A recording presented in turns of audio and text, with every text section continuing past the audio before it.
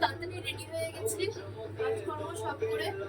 আর আজকে বললাম এই যে শাড়িটা অনেক পুরানো শাড়ি, এটা আমার তো পরা হয় না। একদম পাতলা ফিলফিলা শাড়ি পরলে কি ধুলে টুলে উঠে যায়, মোটা একদম দামি শাড়ি পরলে আবার ভয় লাগে যদি আবার শাড়ি নষ্ট হয়ে যায়, তার জন্য একদম পাতলা ফিলফিলা শাড়িটা পরেছি। চুলটা ছাড়বো না বাঁধবো ওটাই ভাবছি।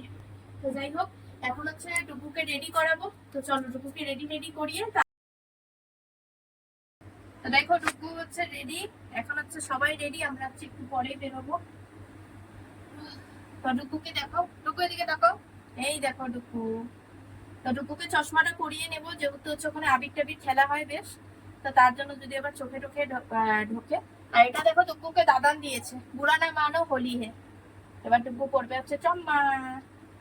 তাই রঙের প্যাকেটটা ঢুকালা, তো চলো ভেতরে ঢুকিয়ে দেওয়া হলো, কারণ কুচুর যে বন্ধু বান্ধব কুকুর টুকুর সব এসে কুচুকে তাড়া করে, কাজ চলে এসছে দেখো। ওঠো।